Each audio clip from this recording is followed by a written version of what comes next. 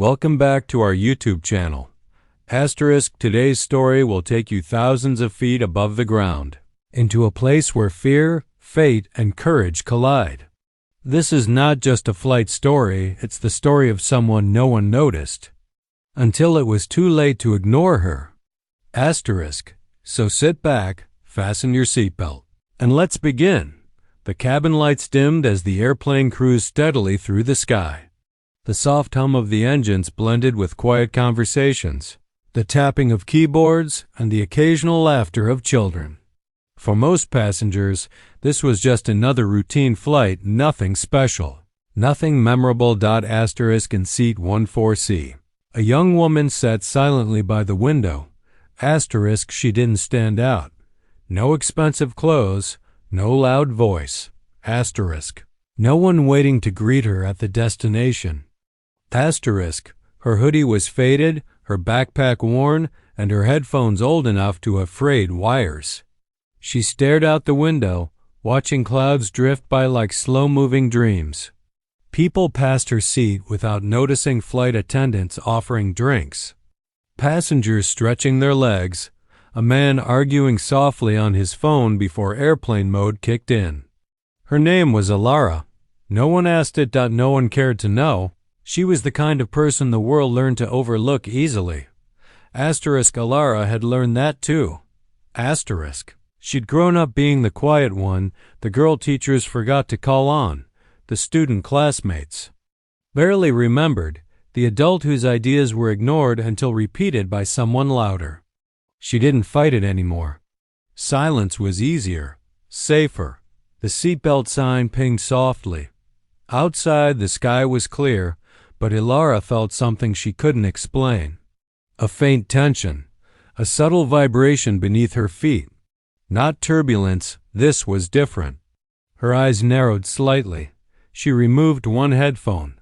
The sound of the engine seemed off. Not loud, not broken. Just wrong. A businessman across the aisle laughed at something on his screen. A flight attendant smiled while handing out coffee. Life on the plane continued as if nothing unusual existed. But Alara's heartbeat began to quicken. She placed her palm against the wall of the aircraft, feeling the faint tremor traveling through the metal. Her mind, trained by years of silent learning and late-night studying, began connecting dots. She had spent countless hours buried in manuals, simulations, and documentaries, not because she dreamed of heroism, but because understanding machines felt easier than understanding people. No one knew that about her. To them, she was just the girl in 14C. The plane gently shifted direction, barely noticeable to anyone else. Alara straightened in her seat. Her fingers curled around the armrest. This wasn't normal. She glanced toward the front of the cabin. The cockpit door remained closed. No announcements. No warning signs. Yet something deep inside her whispered a truth she didn't want to hear. This flight is not safe. Memory surfaced, an online forum discussion she once read, dismissed by others as overthinking. A rare system imbalance. A failure that didn't announce itself loudly at first. One that waited. Alara swallowed hard. She looked around, wanting to speak, wanting to warn someone.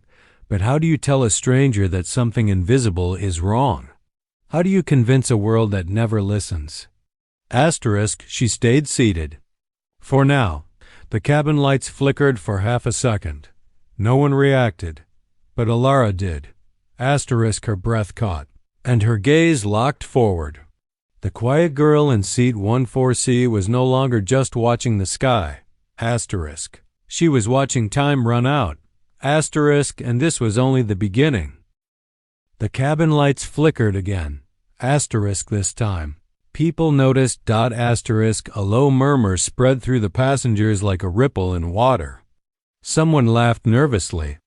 Someone else looked around, confused. The engines, once steady and reassuring, began to sound uneven like a heartbeat, skipping a beat. Alara's stomach tightened. It's happening. The plane shuddered hard. A Woman screamed as her drink spilled across the aisle. Luggage rattled violently in the overhead bins. The seatbelt sign flashed on, followed by a sharp ding that echoed through the cabin. Asterisk. Ladies and gentlemen. The captain's voice came over the speakers, strained but controlled. Please remain seated and keep your seatbelts fastened.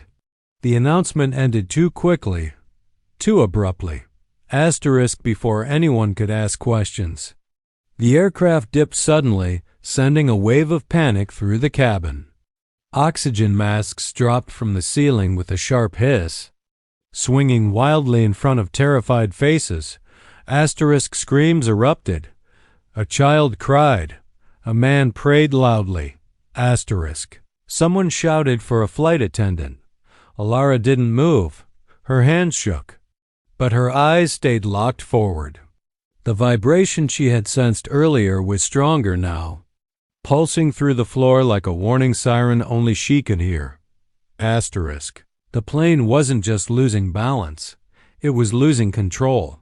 Flight attendants rushed down the aisle, their training fighting against fear etched clearly on their faces. One stumbled as the aircraft tilted sharply to the left. Asterisk Ilara grabbed her seat, her heart pounding. Asterisk left yaw instability. Engine desync. Asterisk her thoughts raced, pulling knowledge from years of silent obsession. The pattern was familiar, terrifyingly familiar. Another violent jolt threw passengers forward. The captain's voice returned, but this time it cracked. Asterisk, Mayday. Mayday. The transmission cut off. Silence followed. Asterisk. Not the peaceful kind. The terrifying kind that comes right before disaster. The engines roared suddenly. Louder than before, then one of them coughed, stuttered, and fell unnervingly quiet. The plane began to descend, slow at first, then faster. People realized what was happening. Phones were grabbed. Final messages typed with trembling fingers. Tears streamed freely now. The idea that this flight might be their last was no longer unthinkable. Asterisk. Ilara stood up. Asterisk. A man near the aisle grabbed her arm. Sit down. Are you crazy? Asterisk. She pulled free. Something's wrong with the control system, she said, her voice shaking but firm. We're not stabilizing. He stared at her like she was insane. Who would listen to a quiet girl in a hoodie? Asterisk. Another sharp drop sent screams echoing through the cabin. The floor felt like it was falling out from beneath them.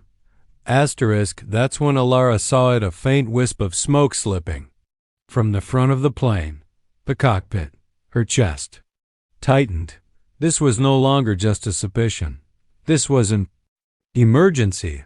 Asterisk. A flight attendant rushed past her, panic barely hidden behind professionalism. Ilara followed, gripping seatbacks to keep herself steady as the plane rocked violently. Asterisk. Ma'am, you need to return to your seat. The attendant shouted. Asterisk. I know what's happening, Ilara yelled back over the noise. You need to listen to me. The attendant hesitated just for a second. That second mattered. Asterisk. Another violent tremor slammed through the aircraft. The plane dropped hundreds of feet in moments, sending people into hysterics. Asterisk. Ilara's fear burned away, replaced by something sharper, clarity. If she stayed silent, everyone would die. Asterisk. If she spoke, they might still not believe her, but she would try. She took a deep breath and stepped forward toward the cockpit, toward the chaos, toward a fate she never asked for. The girl from seat 14C was done being invisible, and in the next moments, the sky would decide whether listening to her would save them or doom them all.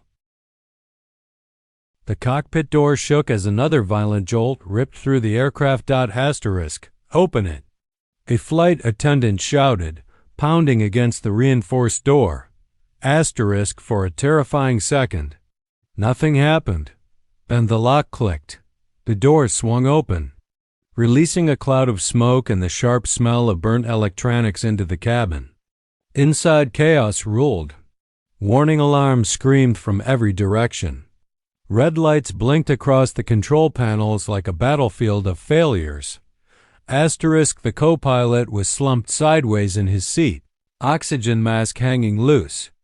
The captain gripped the controls with blood running down his forehead, his eyes wild with effort.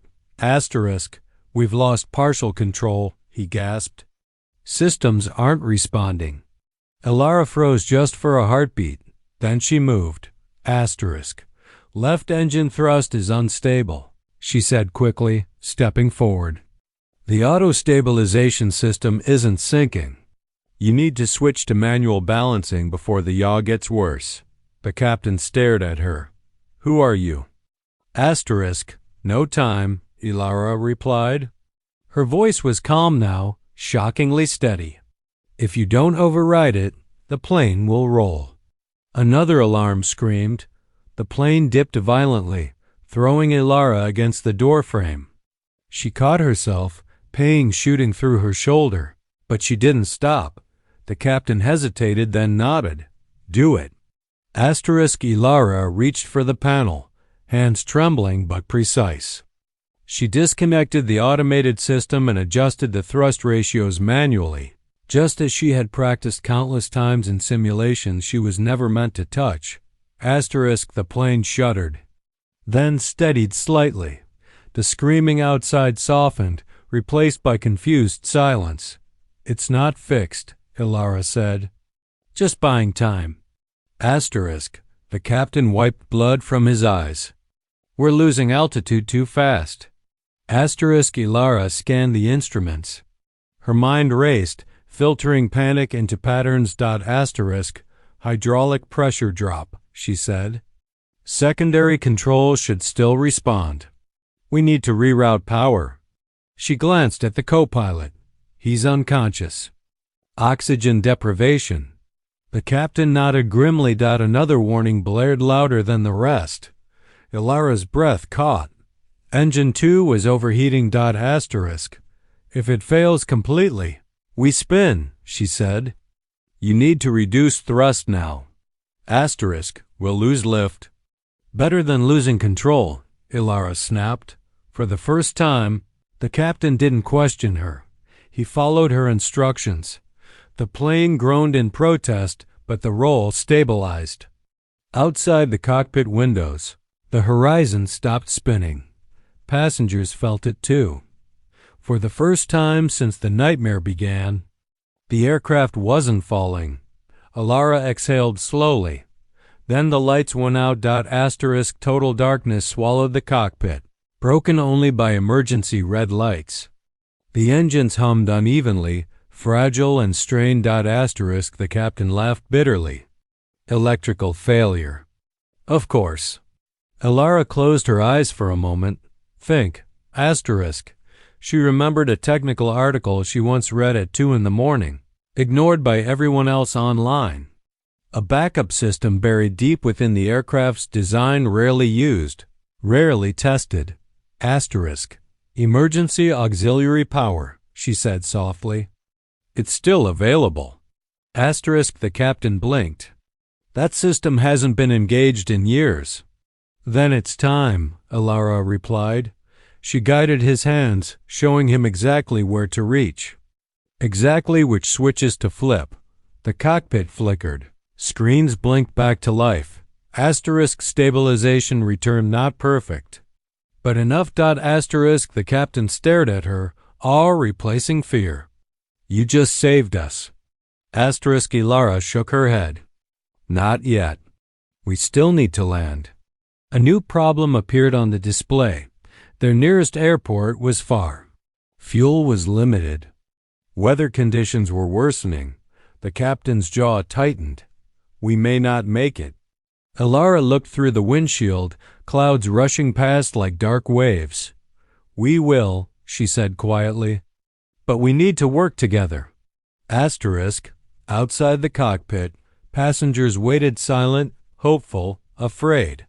Asterisk, inside. The fate of hundreds rested on the courage of a girl no one noticed. Until now, asterisk.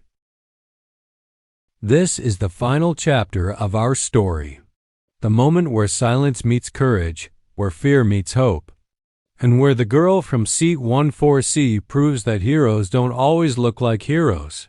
Asterisk. Let's finish this journey. The plane cut through the clouds like a wounded bird fighting gravity. The engines were no longer roaring, just struggling, uneven, alive by sheer will. Inside the cockpit, emergency lights painted everything in a harsh red glow, turning every face into a mask of tension. Asterisk. The captain tightened his grip on the controls. Asterisk. We're approaching the runway, he said, voice low. Visibility is bad. Crosswinds are worse. Asterisk. Ilara stood beside him, eyes scanning every dial, every flicker on the screen. Her heart was pounding, but her mind was clear. Asterisk. We can land, she said calmly. We just have to trust the process. Asterisk. The captain glanced at her, disbelief mixed with gratitude. I still can't believe you were just a passenger. Asterisk. Ilara didn't respond. She was listening to the plane, to the rhythm of the engines, to the tiny signals most people never notice. Asterisk. Outside the cockpit, the flight attendant's voice trembled over the speakers. Ladies and gentlemen, we are preparing for an emergency landing. Please take the brace position and remain seated. Asterisk. Fear returned to the cabin, but this time it was quieter, more focused. Passengers held hands. Parents whispered reassurances they weren't sure they believed themselves. Some closed their eyes. Others stared forward, waiting. Asterisk. Back in the cockpit, turbulence hit hard. The plane shook violently, slamming sideways as wind fought to push it off course. We're drifting. The captain shouted. Asterisk. Elara leaned forward. Correct left, slowly. Don't fight it, guide it. Asterisk. Rain hammered the windshield, blurring the runway lights into streaks of white and gold. The ground felt impossibly close now. A warning alarm blared. Hydraulic pressure critical, the system announced. Asterisk. The captain's breath caught. We're losing it. Asterisk. Ilara shook her head. No, manual control is still responsive. You can do this. Asterisk. Her voice was steady, stronger than the alarms. Stronger than fear. The runway rushed toward them. Too fast. Asterisk. Speed's too high, the captain said. Asterisk. Reduce thrust, Ilara ordered. Now? Asterisk. The engine screamed in protest. The entire aircraft shuddered as if it might tear itself apart. Inside the cabin, passengers screamed as the wheels slammed onto the runway. Impact. The plane bounced once hard, twice harder. Sparks flew beneath the wings. The sound of metal scraping asphalt filled the air. Asterisk. Hold it steady. Ilara shouted. Asterisk. The captain fought the controls, sweat pouring down his face, every muscle burning. The plane veered left, then right, threatening to spin out of control. Asterisk. For a terrifying second, it felt like they were going to fail. Then the speed dropped. The shaking slowed. Asterisk. The plane rolled forward, and finally came to a stop. Silence. No screams. No alarms. Just stunned, impossible silence. Then someone clapped, another joined, and suddenly the cabin exploded with applause, sobs, laughter, and prayers of relief. Strangers hugged each other. People collapsed into their seats, overwhelmed by the realization that they were alive. Asterisk. Emergency vehicles surrounded the plane within seconds, lights flashing like stars on the ground.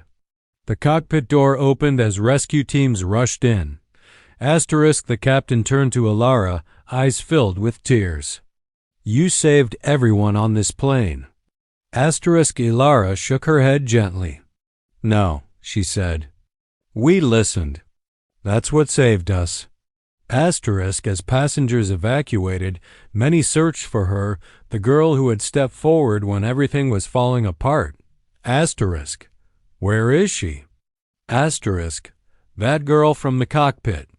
Asterisk, she's the reason we're alive. Elara quietly walked back into the cabin, back to seat 14C asterisk. She picked up her worn backpack, just as she had at the start of the flight. The same seat, the same girl. But nothing else was the same. Asterisk, a flight attendant stopped her near the exit. They want to talk to you.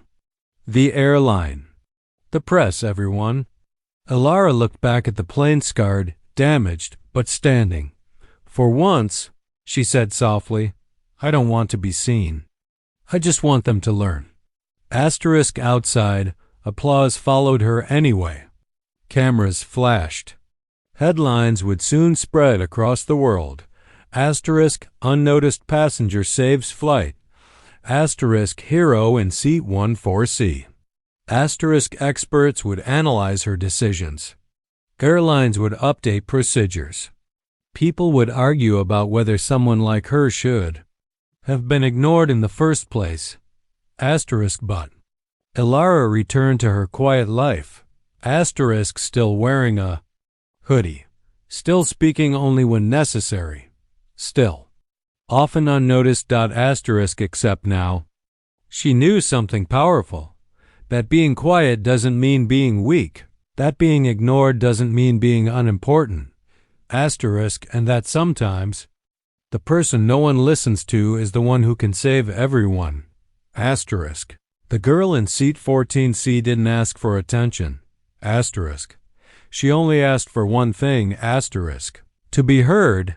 If this story touched you, don't forget to like, share, and subscribe. Asterisk. Because sometimes the smallest voice makes the biggest difference.